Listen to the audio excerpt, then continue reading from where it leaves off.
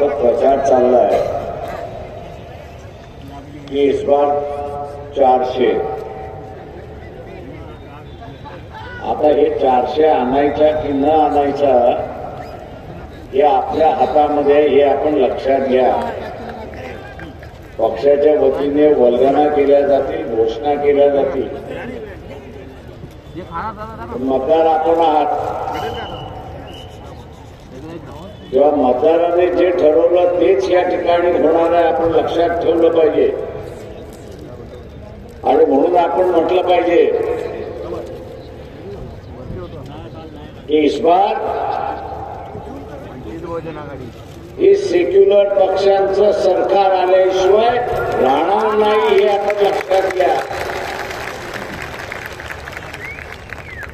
Secular विचारांचं सरकार या ठिकाणी येणार आहे.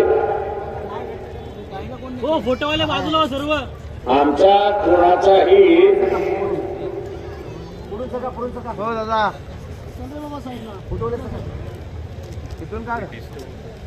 या ठिकाणी धर्माला विरोध नाही, पण धर्माच्या राजकारणाला आमचा विरोध आहे, हे असताना लक्षात घ्या. धर्माच्या नावाने जे राजकारण चाललंय त्याला असताना विरोध आहे. शास्त्रामार्फत सांगितलं जाते की आम्ही हमी देतो.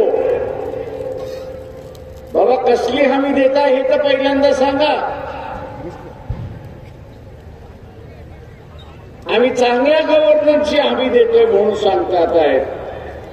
गेल्या 10 वर्षामध्ये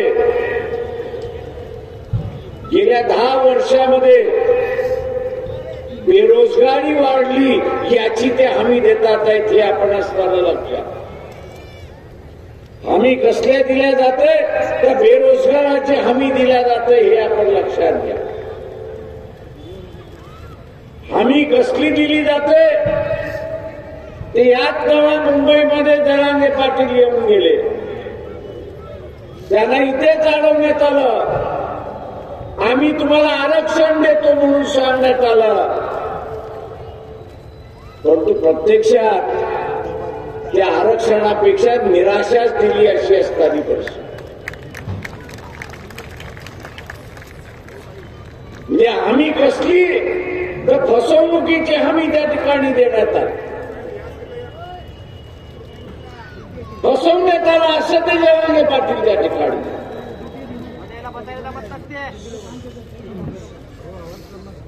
आज या देशामध्ये दाढी घातल्या जात आहे. 10 वर्षामध्ये या सरकारने आकडे द्यावेत की आम्ही किती दाढी घातली. माझ्या माहितीप्रमाणे त्यांनी असताना एकंदरीत 30-35 हजार ठिकाणी दाढी घातली. दाढी घालणं हा तुमचा अधिकार आहे, त्याच्याबद्दल आम्ही म्हणत नाही. शास्त्राचा अधिकार आहे. पण ज्यांच्यावरती तुम्ही दाढी घातल्या त्याच्यापैकी किती जणांना कोर्टाने शिक्षा सुनावली की त्यांनी चोरी केली आहे म्हणून, काळा धन आहे म्हणून. उलट आपल्याला असं दिसतंय की गंगेमध्ये गेल्यानंतर, स्नान केल्यानंतर आपल्या सगळे पाप धुतल्या जातात. तशा रीतीने भारतीय जनता पक्षामध्ये प्रवेश केला की असणारा चोर साफ होऊन जातो अशी असणारी.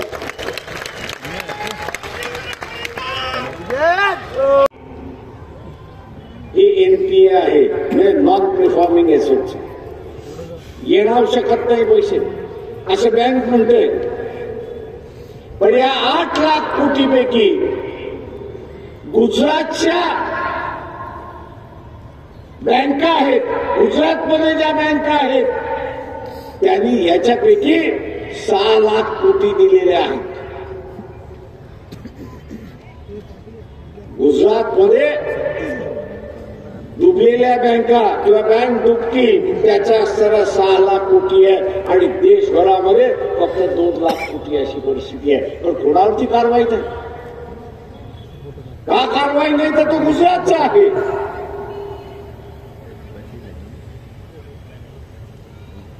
ही जी तफावत आपल्याला असणारा त्या ठिकाणी गुजरातच्या व्यापाऱ्यावरती धाड पडलेली आपण ऐकलेली आहे का? मद्रासच्या कारखान्यावरती धाड पडलेली आपल्याला मिळते. तामिळनाडूमध्ये ऐकायला मिळते. तेलंगणामध्ये आपल्याला मिळते. मध्य प्रदेशमध्ये आपल्याला मिळते. ओरिसामध्ये आपल्याला असणारं मिळतंय. हरियाणामध्ये आपल्याला दिसतंय. पंजाबमध्ये आपल्याला दिसतंय. बंगालमध्ये आपल्याला दिसते. महाराष्ट्रात आपण बसलोय पण गुजरातमध्ये धाड पडलेली आपल्याला त्या ठिकाणी दिसते नाही. उरलेले असणारे चोल व्यापारी आणि गुजरात मधले असणारे सच्चे व्यापारी असा जो शिक्कामोर्तब केला जातोय तो आपण थांबवणार आहात की नाही हा महत्वाचा.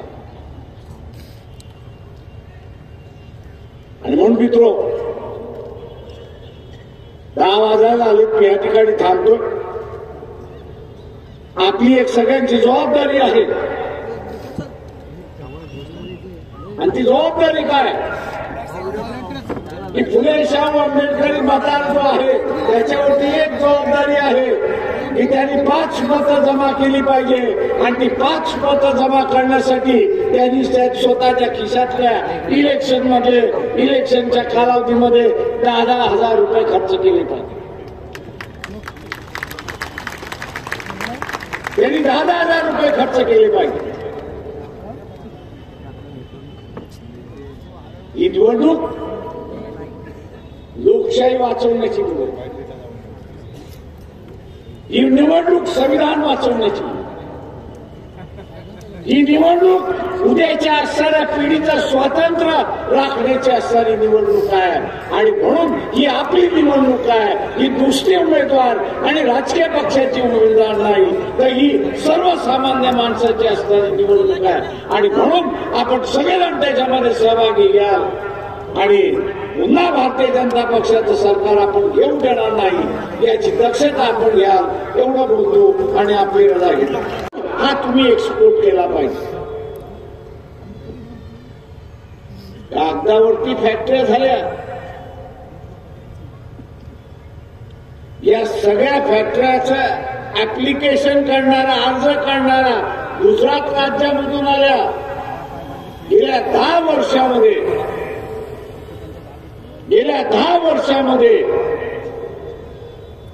याच्या खाली जी लूट झाली इम्पोर्ट सबस्टिट्यूटच्या नावाखाली लूट झाली ही 8 लाख कोटीची लूट झाली हे आपण असणाऱ्या लक्षात.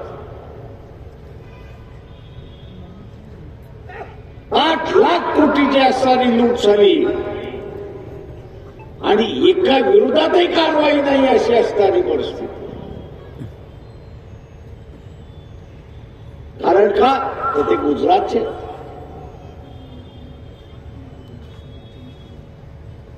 गांडाबाई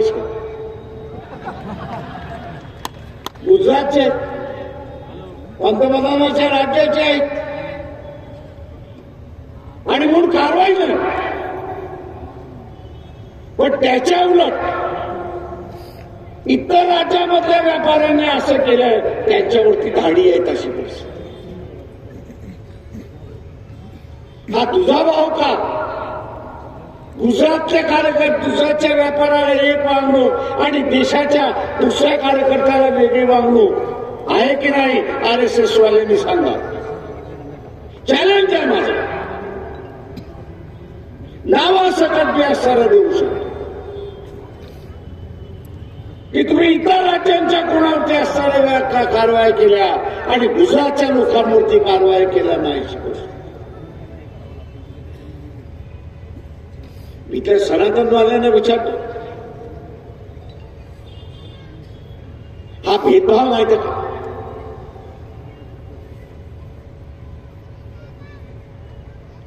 गुजरातच्या माणसाला एक वागणूक उरलेल्या राज्यामध्ये एक वागणूक.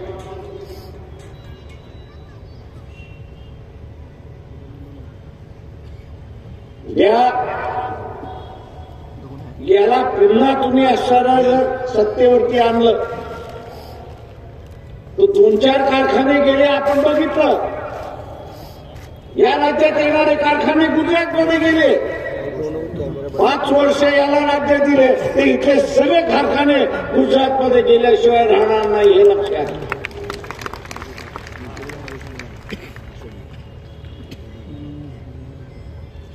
त्याचा हा काही देशाचा पंतप्रधान नाही तर हा गुजरातचा पंतप्रधान आहे एवढं आपण असणारं लक्षात.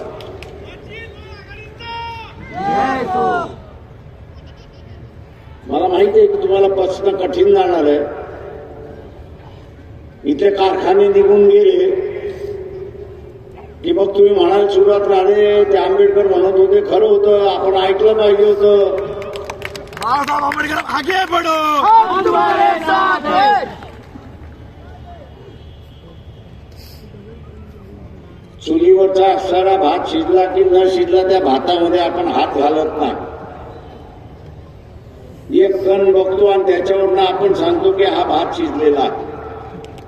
इथले कारखाने गेले की न गेले, इथले कारखाने गेले की न गेले, पळवले की न पळवले, उद्या पुन्हा पळवल्या जातील. काका तुम्ही पुन्हा सत्तेवरती बसल्यानंतर निकष हाच काढला जाणार आहे की कारखाना पळवण्यासाठी आम्हाला मताच्या रूपाने लायसन्स देण्यात आलेला आहे. उद्या हे लायसन्स काढून घ्यायचं असेल तर भारतीय जनता पक्षाच्या विरोधात मतदान आपण केलं पाहिजे हे असणारं लक्षात.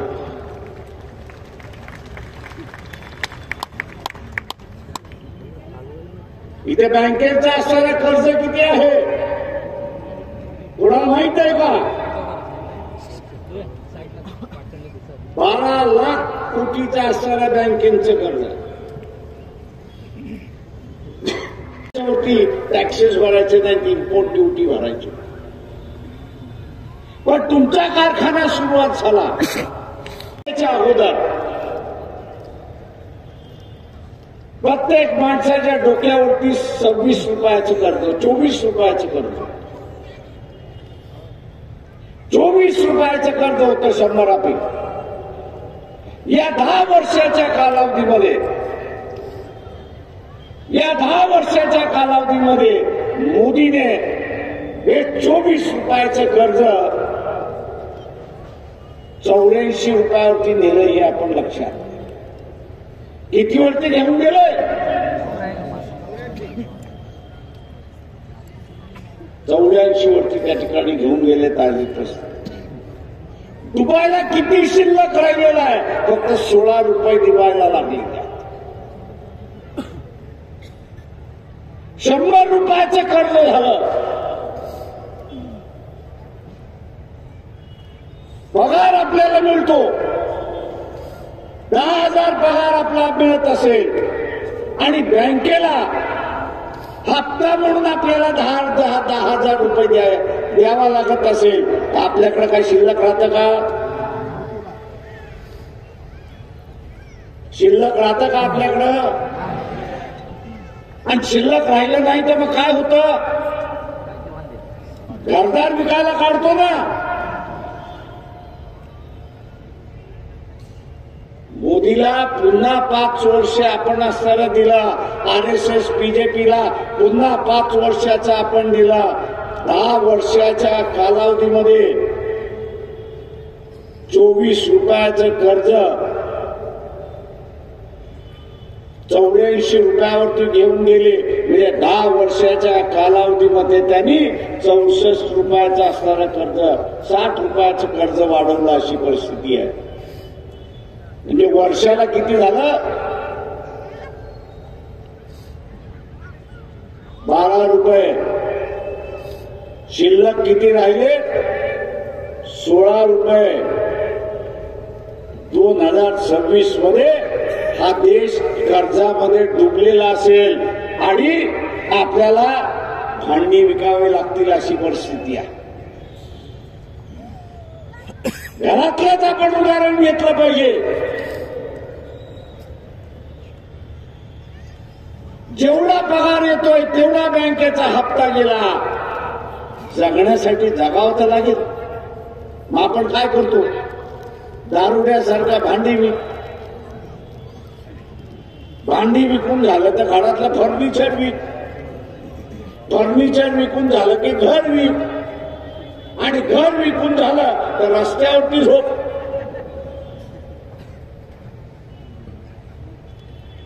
भारतीय जनता पक्षाला माझं आव्हान आहे की मी जे म्हणतोय ते खोटं आहे ते करून सांगा. आव्हान आहे. आणि मग जागतिक बँकेने असणारा भारतीयांना असा इशारा दिलाय आणि सांगण्याचा प्रयत्न केलाय की तुम्ही कर्जामध्ये डुबणार आहात.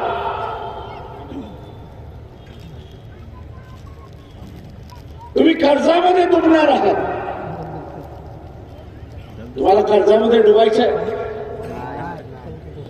तुम्हाला कर्जामध्ये डुबायचं नसेल तर तुमचं मत भारतीय जनता पक्षाच्या विरोधात तुम्ही दिलं पाहिजे, हे असणारं लक्षात.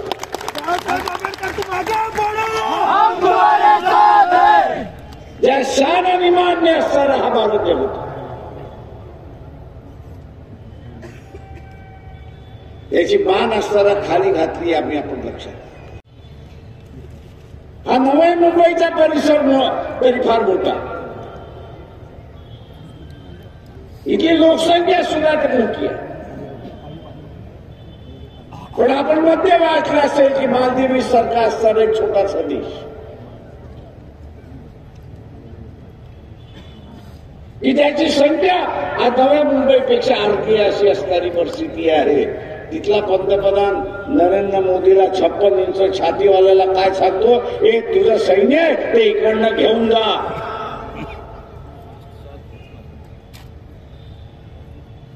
तुझं सैन्य इकडनं घेऊन जा, आता ठेवता येणार नाही. आणि या 56 इंच माणसाला हेही दम देता येत नाही की तुझं सरकार उलटून पाडून तुझा देश हा माझ्या ताब्यामध्ये घेईल, हेही म्हणण्याची ताकद राहत नाही अशी गोष्ट.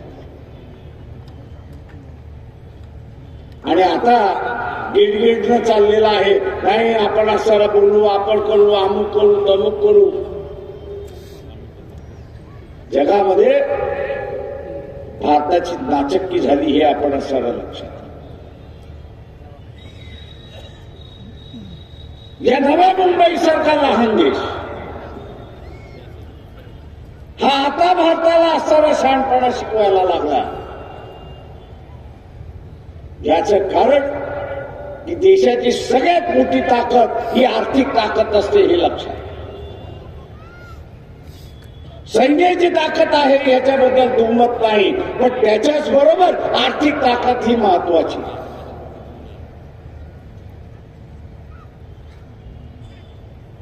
यांनी कर्ज काढून कर्जाला देशाला खोकलं केलं अशी परिस्थिती आहे. आणि म्हणून आता उत्सुक लोक आपल्याला चॅलेंज करतात अशी परिस्थिती राहील. हे जेवढा दिवस सरकार राहील तेवढे दिवस आपण खाईमध्ये जाऊ हे असं लक्षात.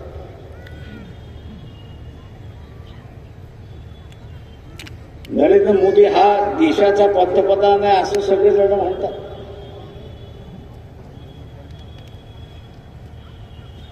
पण मला हा देशापेक्षा गुजरातचा पंतप्रधान अधिक वाटतो हे आपण असताना लक्षात घ्या.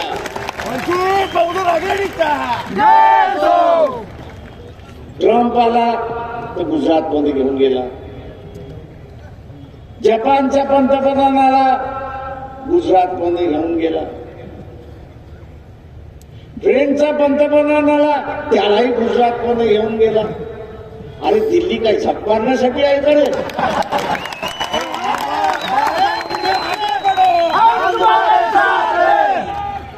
दिल्ली हे असणारी राजधानी आहे. त्या राजधानीला बाजूला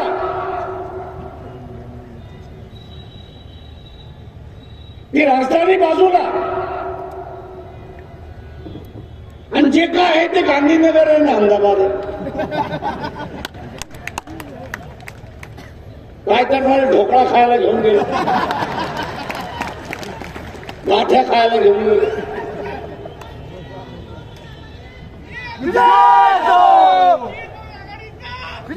या मोदीच्या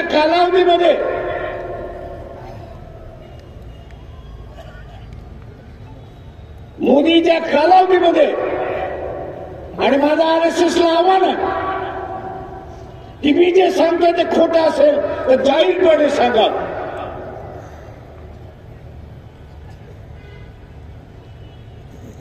गुजरातच्या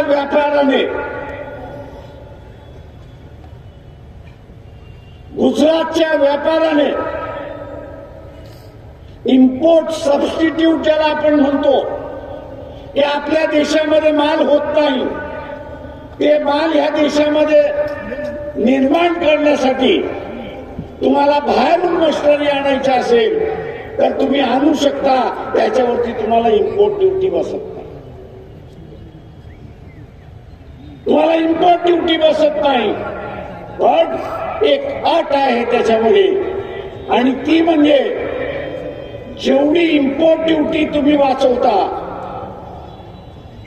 तेवढा तुमची फॅक्टरी उभी राहिल्यानंतर तुम्ही माल एक्सपोर्ट केला. मशिनरी आणताना तुम्ही असं ऍक्च्युअल मागच्या वर्षाचे राज्यसभेमध्ये असणारे प्रश्न उत्तराचा तास आहे, त्या प्रश्न उत्तराच्या तासामध्ये आपण तपासा. एका प्रश्नाला उत्तर देताना लेखी उत्तर दिलेलं आहे. या सरकारने लेखी उत्तर दिलेलं आहे की 2014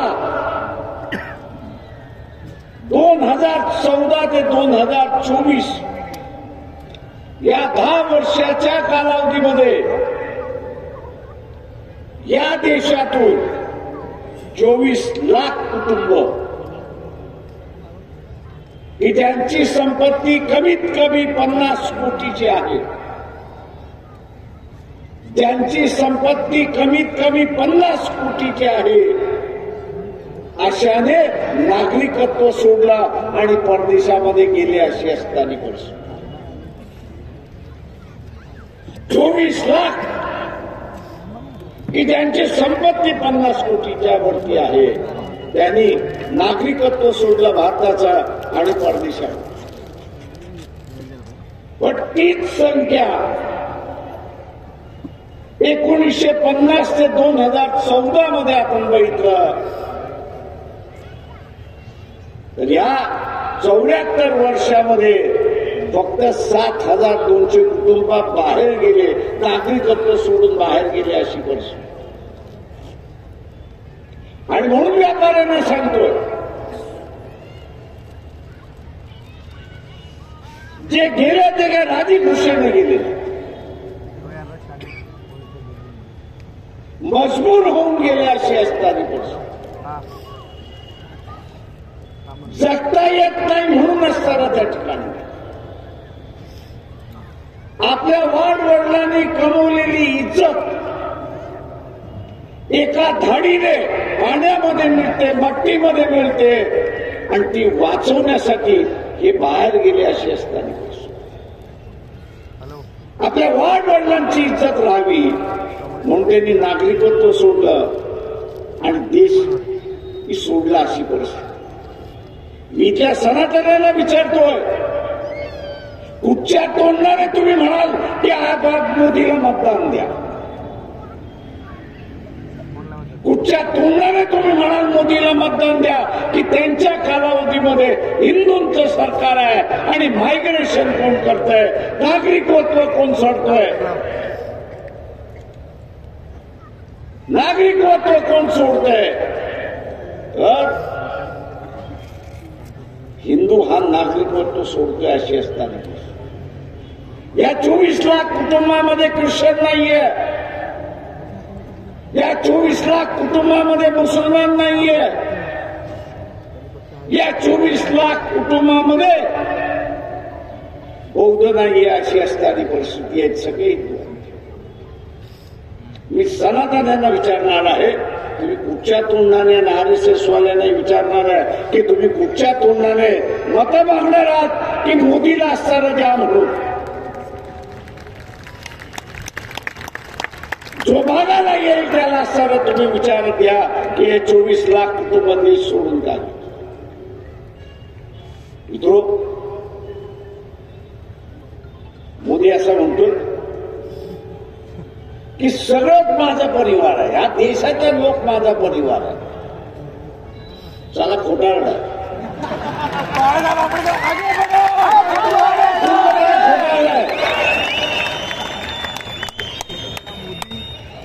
पूर्णपणे खोटारडा हे आपण लक्षात घ्या. आणि दुर्दैव इथला आहे की विरोधी पक्ष त्याचा खोटारडेपणा समोर आणत नाही अशी परिस्थिती. हे दुर्दैव आहे की विरोधी पक्ष त्याचा खोटारडेपणा समोर आणत. जागतिक बँकेने सांगितलं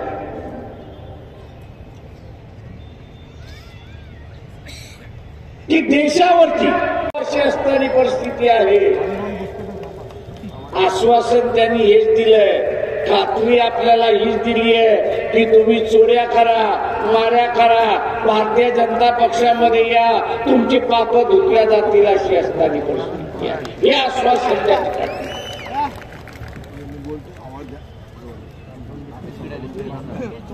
मला आपल्या सगळ्याला आव्हान आहे,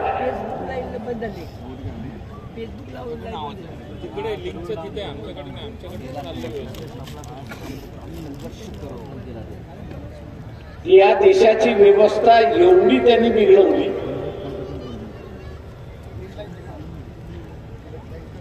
की कोर्टाला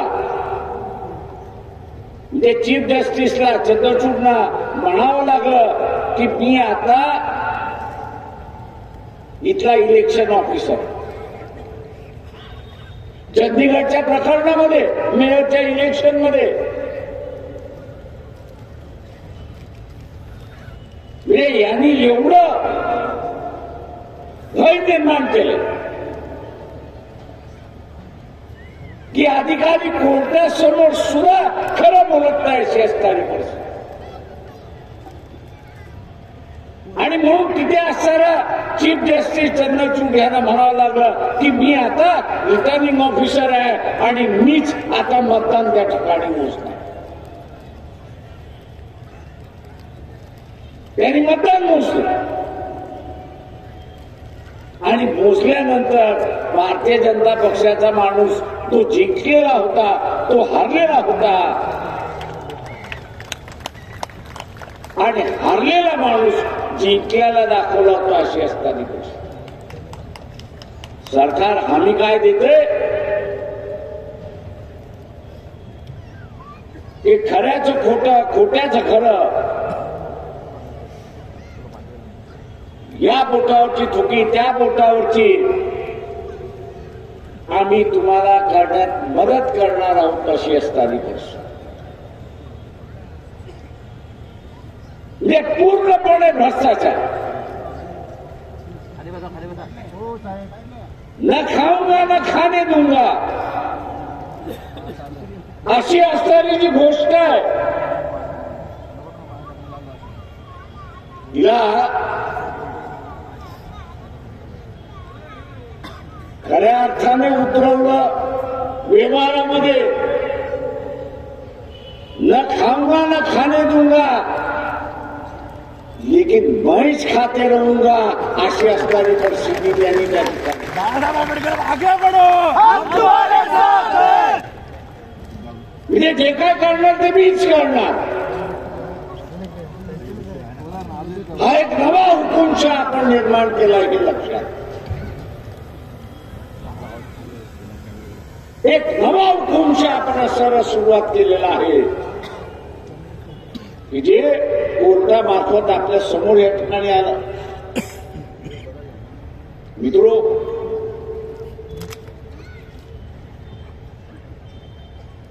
घाबरण्याचं काही कारण नाही. पण इथल्या व्यापाऱ्याने घाबरलं पाहिजे एवढं निश्चितपणे त्यांना सांग. सामान्य माणसाला घाबरण्याचं कारण नाही. ते आपल्या घरामध्ये सोनं नाही, नाणं नाही, नोटा नाही, पण व्यापाऱ्याने घाबरलं पाहिजे एवढं लक्षात. आतापर्यंत व्यापारी हा भारतीय जनता पक्षाला डोनेशनही देत होता आणि मतदानही देत होता, RSSला पैसाही देत होता आणि डोकंही देत होता. अशी असणारी परिस्थिती आहे. या व्यापारी वर्गाला माझं सांगणं आहे की पुढचा नंबर तुमचा. येणाऱ्या 5 वर्षाचा कालखंड हा पुन्हा मोदीच्या हातामध्ये तुम्ही दिलात तर तुमच्या घरासमोर ईडी आल्याशिवाय राहणार नाही, हे लक्षात घ्या. बहुजन आघाडीचा तुमच्या घरासमोर ईडी आल्याशिवाय राहणार नाही, हे लक्षात घ्या.